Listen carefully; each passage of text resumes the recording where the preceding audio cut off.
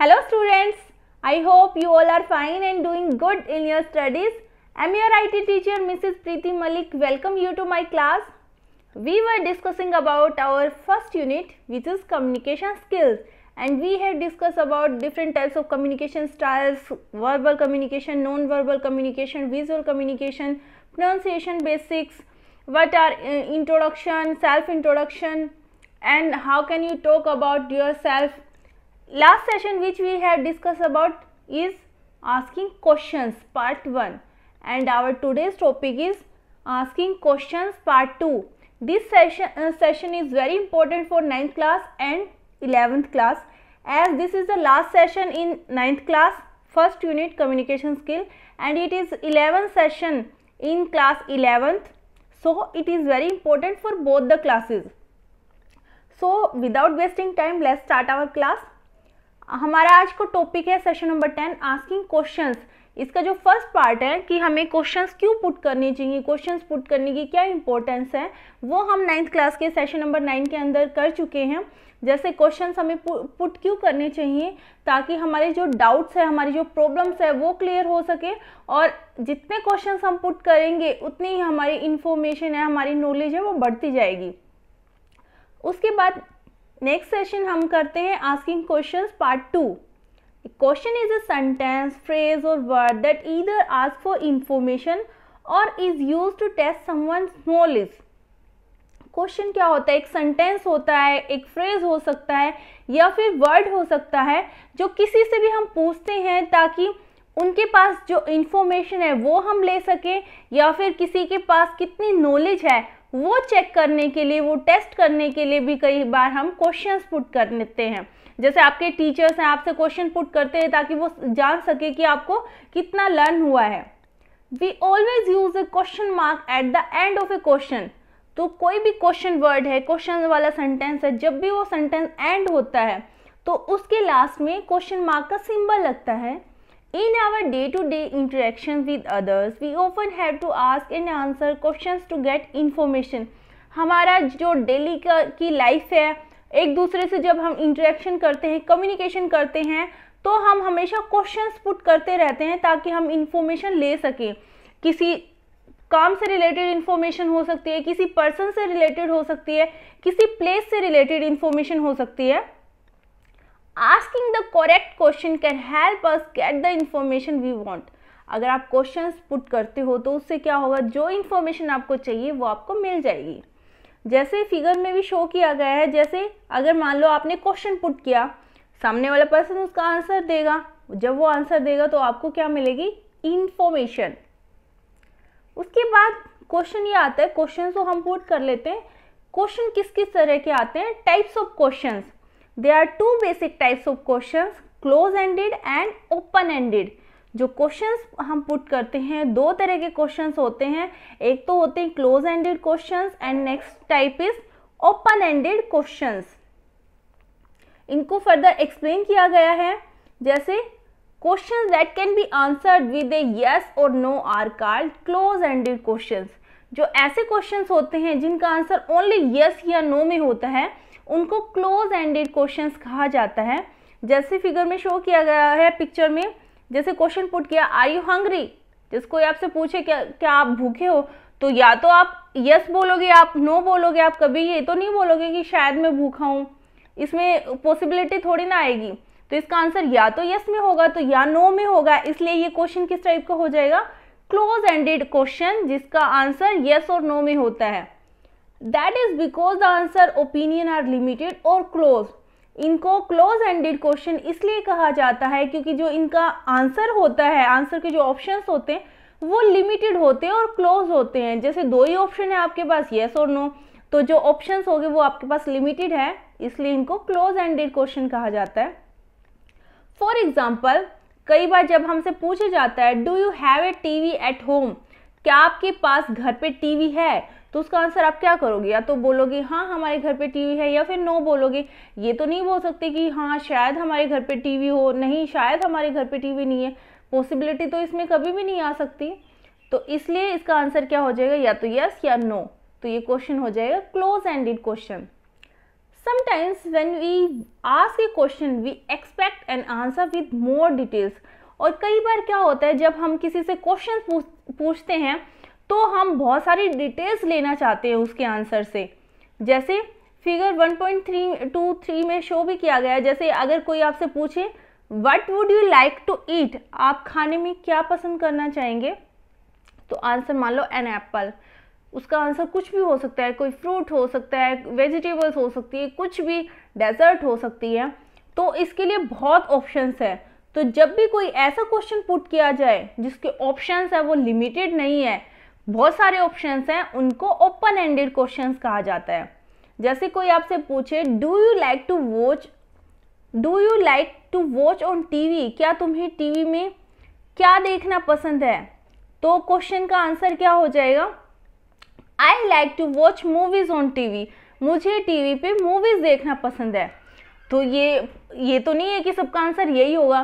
किसी को मूवीज देखना पसंद होता है, किसी को स्पोर्ट्स चैनल देखने पसंद होते हैं, किसी को कार्टून्स देखने पसंद होते हैं, किसी को म्यूजिक पसंद होता है, किसी को स्पोर्ट्स चैनल हो सकते हैं पसंद, किसी को एंटरटेनमेंट चैनल्स पसंद होते हैं।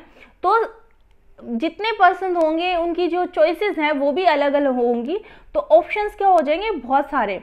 तो इनको क्या कहा जाएगा, ओपन एंडेड क्वेश्चन, बिकॉज इनके जो आंसर्स हैं वो लिमिटेड नहीं है, क्लोज नहीं है। इस केस में जैसे ये क्वेश्चन पुट किया था कि आपने को टीवी में क्या देखना पसंद है, पर्सन ने रिप्लाई किया I like to watch movie.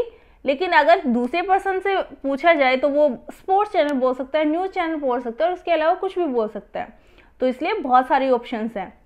उसके बाद नेक्स्ट क्वेश्चन आता है, अगर आपको बोला जाए कि क्वेश्चंस फ्रेम करो, क्वेश्चन बनाओ, तो वो आप कैसे करोगे। फ्रेमिंग और फॉर्मिंग क्वेश्चंस। सबसे पहले आता है framing close ended questions, close ended जिनमें ऑप्शंस हैं वो लिमिटेड होते हैं। We can form close ended questions by adding helping verb like be, do and have. हम क्लोज एंडेड क्वेश्चंस बना सकते हैं, उनके अंदर हेल्पिंग वर्ब या एक्सिलरी वर्ब है उनको ऐड करके, जैसे कि बी है, डू है या हैव है। इनसे क्या होगा, ये किस लिए ऐड की जाती हैं, और एडिशनल इंफॉर्मेशन ऐड करने के लिए। जैसे टाइम से रिलेटेड इंफॉर्मेशन आप ऐड कर सकते हो, मूड से रिलेटेड आप इंफॉर्मेशन ऐड कर सकते हो। Beside this there are other auxiliary verb called modals. इनके अलावा और भी एक्सिलरी वर्ब्स होती है जिनको मोडाल्स कहा जाता है, जैसे कि कैन है, शैल है, मे, शुड, कुड, जो किस लिए यूज होती हैं, पॉसिबिलिटी दिखाने के लिए या फिर जरूरत दिखाने के लिए। One method of framing close ended question is to take a sentence without the above words and place such words before the subject. कोई भी क्लोज एंडेड क्वेश्चन बनाने के लिए आपको क्या करना है, कोई भी सेंटेंस आप पिक कर सकते हो और उसके बाद उनके स्टार्टिंग में आपको क्या लगाना है, एक्सिलरी वर्ब में से कोई भी आप यूज कर सकते हो। जैसे ही वो सब्जेक्ट के आगे लगाओगे, आपका जो सेंटेंस था वो क्वेश्चन वर्ड बन जाएगा, क्वेश्चन वाला सेंटेंस बन जाएगा। फॉर एग्जाम्पल, जैसे कि सेंटेंस है आई लाइक इट, मुझे ये पसंद है। इसको अगर हम क्लोज एंडेड क्वेश्चन बनाना चाहें तो उसके स्टार्टिंग में हम आई से पहले, सब्जेक्ट से पहले हम क्या लगा सकते हैं, डू आई लाइक इट, क्या मुझे ये पसंद है। तो वो क्या हो जाएगा, क्लोज एंडेड क्वेश्चन हो जाएगा, क्योंकि जो ऑप्शंस है वो लिमिटेड है, या तो यस या नो। उसके बाद इसे समझाने के लिए एक टेबल के थ्रू भी समझाया गया है कि कैसे आप फ्रेम कर सकते हो। जैसे सेंटेंस है, दे talk on the phone every day, way daily phone पे, एवरीडे प्रतिदिन वो फोन पे बात करते हैं। अगर डे के आगे आप लगा दोगे डू, तो क्वेश्चन हो जाएगा, ये क्लोज एंडेड क्वेश्चन हो जाएगा, do they talk on the phone every day. ऐसे ही you share your lunch with your friends, तुम अपने फ्रेंड्स के साथ अपना लंच शेयर करते हो। अगर इसके सामने आप कुड लगा दोगे तो क्लोज एंडेड क्वेश्चन हो जाएगा, could you share your lunch with your friends. उसके बाद नोट में दिया गया है, the helping verb changes based on the subject but the main verb remains unchanged. जो हेल्पिंग वर्ब होती है, जो हम सब्जेक्ट के पहले लगाते हैं क्वेश्चन वर्ड बनाने के लिए, वो तो चेंज होती रहती है, सब्जेक्ट पे डिपेंड करती है, वो चेंज होती रहती हैं। लेकिन जो मेन वर्ब होती है वो अनचेंज होती है, उसके अंदर कोई चेंजेस नहीं होते। जैसे आप इसमें देख सकते हो, जो सेंटेंस था, दे talk on the phone every day, जब हमने इसके आगे हेल्पिंग वर्ब लगा दी, एक्सिलरी वर्ब लगा दी, जैसे डू लगा दी, तो जो मेन वर्ब थी टॉक वो तो चेंज नहीं हुई, वो तो एज इट इज़ रही। तो जो हेल्पिंग वर्ब होती है वो चेंजेस होती रहती है, सब्जेक्ट पे डिपेंड करता है, लेकिन जो मेन वर्ब होती है वो अनचेंज रहती है, उसके अंदर कोई चेंजेस नहीं होता। इसी को एग्जाम्पल के थ्रू नेक्स्ट टेबल के अंदर एक्सप्लेन किया गया है। जैसे क्लोज एंडेड क्वेश्चंस हैं विथ हेल्पिंग वर्ब। सेंटेंस है आई कुक डिनर, अगर इसका क्लोज एंडेड क्वेश्चन बनाओगे, do I cook dinner, she can cook dinner, can see cook dinner, they cook dinner, do they cook dinner. तो यहाँ पे आप notice करोगे जो हेल्पिंग वर्ब है वो तो चेंज हो रही है, पहले वाले सेंटेंस में डू आया, फिर कैन आया, नेक्स्ट में फिर से डू आ गया, लेकिन जो मेन वर्ब है कुक वो अनचेंज्ड है, वो सभी सेंटेंसेस में सेम है। उसके बाद नेक्स्ट आता है हमारा framing close ended question. Close ended questions को कैसे फ्रेम करोगे आप? In some cases we exchange the position of the subject and the verb to create a close ended questions. कुछ केसेस में ऐसे हो जाता है, कुछ जो वर्ड्स होते हैं उन्हें हम उनकी पोजीशंस एक्सचेंज कर देते हैं सब्जेक्ट की और वर्ब की, उन्हें क्लोज एंडेड क्वेश्चंस बनाने के लिए। कोई एक्स्ट्रा हमें वर्ड लगाने की आगे ज़रूरत नहीं होती, हम जो पहले से ही सेंटेंसेस के अंदर हेल्पिंग वर्ब है या सब्जेक्ट है, मेन वर्ब है, उनकी जो पोजीशंस है वो चेंज करके भी हम क्लोज एंडेड क्वेश्चन है वो बना सकते हैं। We can follow a similar method for sentences that already have auxiliary verb. जैसे कुछ सिंपल मेथड्स होते हैं जिनका यूज़ करके हम सेंटेंसेस को क्वेश्चन वर्ड बना सकते हैं, क्वेश्चन सेंटेंसेस बना सकते हैं जिनके अंदर पहले से ही एक्सिलरी वर्ब हो उन सेंटेंसेस को। जैसे टेबल में शो किया गया है, जैसे क्लोज एंडेड क्वेश्चंस बनाए गए हैं सब्जेक्ट और वर्ब को आपस में एक्सचेंज करके। जैसे सेंटेंस है ही इज देयर, तो यहाँ पे क्या है, ही सब्जेक्ट है और जो इज है वो वर्ब है। तो इन्होंने क्या किया, देयर तो वही का वही है, जो सब्जेक्ट है और वर्ब है उनकी जो पोजीशन है वो आपस में एक्सचेंज कर दी। जो इज है हेल्पिंग वर्ब है वो आगे आ गया और सब्जेक्ट है वो सेकंड नंबर पे चला गया, तो वो क्या हो गया, close ended question. Is he there, क्या वो यहाँ पे वहां पे है। They were cleaning their room, were they cleaning their room. You can help me, can you help me. बाकी जितने वर्ड्स हैं वो अनचेंज हैं, अपनी पोजीशन पे हैं, लेकिन जो सब्जेक्ट है और वर्ब है उनकी पोजीशन आपस में एक्सचेंज करके हम क्लोज एंडेड क्वेश्चन है वो फ्रेम कर सकते हैं। ये तो था क्लोज एंडेड क्वेश्चन। अब आता है framing open ended questions using question words. जो ओपन एंडेड क्वेश्चंस होते हैं वो हम कैसे फ्रेम कर सकते हैं, क्वेश्चन वर्ड्स का इस्तेमाल करके। Some questions are called open ended because their answers are not limited और क्लोज्ड। कुछ क्वेश्चंस ऐसे होते हैं जिन्हें ओपन एंडेड क्वेश्चंस कहा जाता है क्योंकि जो उनके ऑप्शंस होते हैं वो लिमिटेड नहीं होती, एक या दो ऑप्शन ही नहीं होते, ऑप्शंस में बहुत सारी चॉइसेस होती है, इसीलिए तो उन्हें ओपन एंडेड क्वेश्चंस कहा जाता है। They have to be answered with more information than just a yes और नो। उनका आंसर है वो यस और नो में देने की बजाय और भी इंफॉर्मेशन है साथ में देनी होती है। We can form open ended questions by using question word such as what, why, who, how, when and where. हम ओपन एंडेड क्वेश्चंस बना सकते हैं क्वेश्चन वर्ड का इस्तेमाल करके। जैसे क्वेश्चन वर्ड कौन कौन से हैं, what, why, who, how, when and where. जैसे notice how this questions can not be answered with, जैसे इन क्वेश्चंस को यस और नो में आंसर क्यों नहीं किया जा सकता, उन्हें एज ए टेबल समझाया भी गया है। जैसे ओपन एंडेड क्वेश्चंस हैं, व्हाट डिड यू डू, तुमने क्या किया था। अब कोई आपसे ये पूछे तो उसका आंसर आप यस और नो में कैसे दोगे, आपको तो एक्सप्लेन करना पड़ेगा। तो आंसर क्या हो सकता है, I went to the park, मैं पार्क में गया था। Why did you go there, तुम वहाँ क्यों गए थे। I went to meet my friend, मैं अपनी फ्रेंड से मिलने के लिए गया था। हाउ डिड यू गो, कैसे गए थे। आई साइकिल्ड, मैं साइकिल के थ्रू गया था।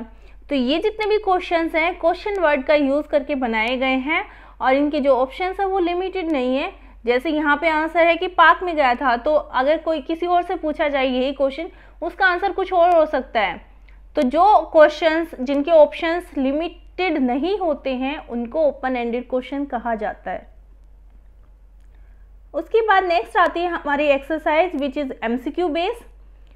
First question is what are close ended question? Close ended question किन्हें कहा जाता है? Option 1, questions that can have any answer, जिसका कोई भी आंसर हो सकता है। Questions that do not have answers, ऐसे क्वेश्चंस जिनके आंसर ही नहीं होते। क्वेश्चंस विद यस और नो आंसर्स, जिनके आंसर यस और नो में होते हैं। Questions that have many answer, question जिनके बहुत सारे आंसर्स होते हैं।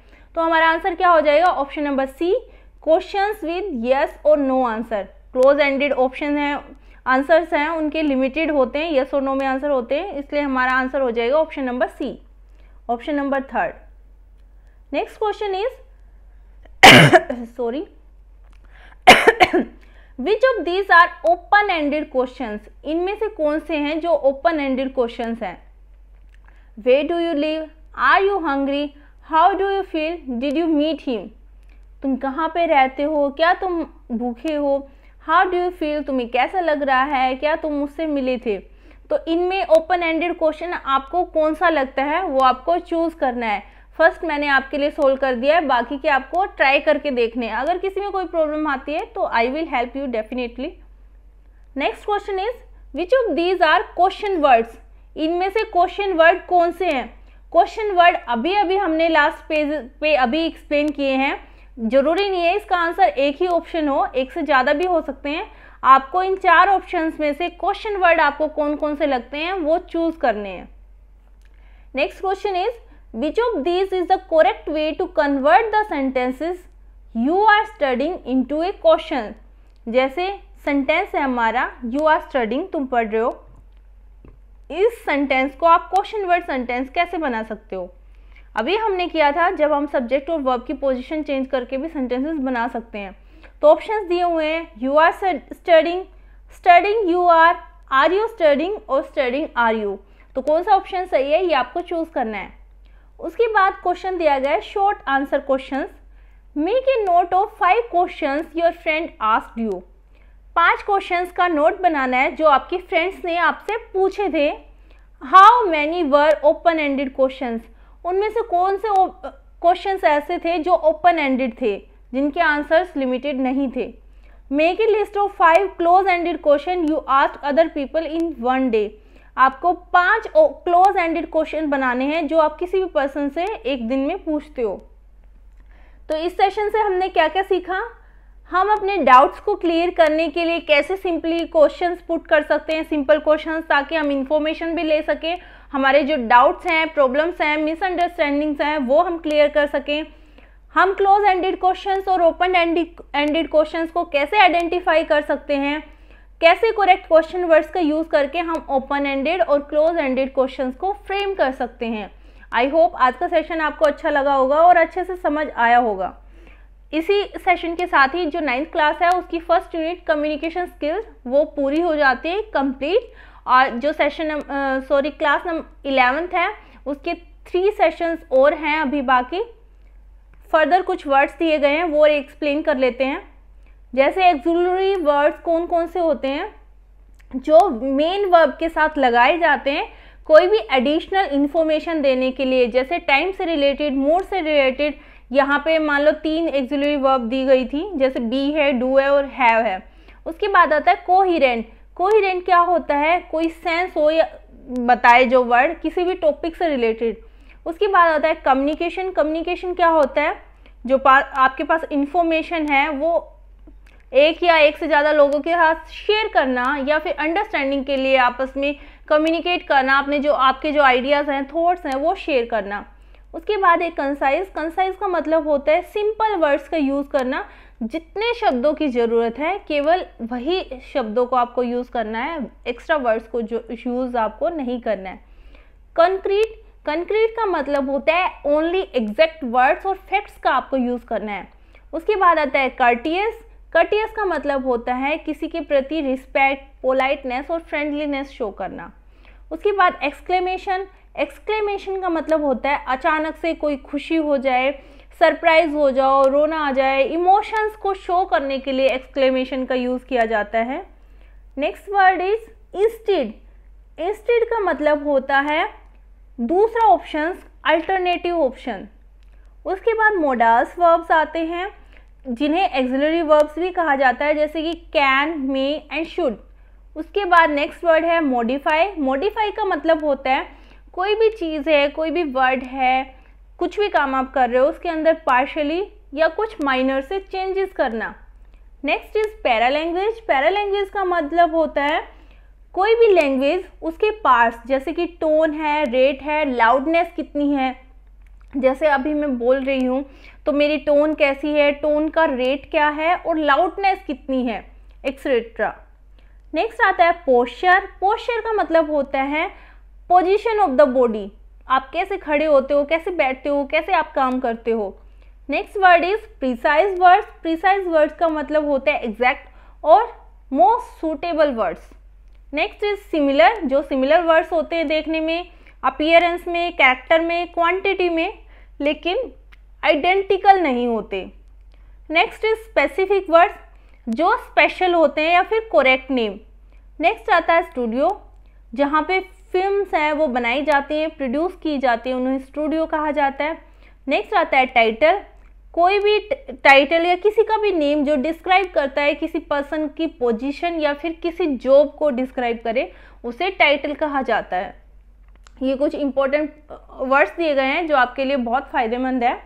उसके बाद अगर आप जो हमने यूनिट पढ़ी है इंट्रोडक्शन टू कम्युनिकेशन, उसके बारे में और एक्स्ट्रा नॉलेज आप लेना चाहते हो तो वेबसाइट दी गई है, ये आप टाइप करके इस वेबसाइट पे भी इस टॉपिक के बारे में आप पढ़ सकते हो, जिससे जितने भी आपके सेशंस थे उन सभी सेशन के लिए अलग अलग लिंक्स दिए गए हैं।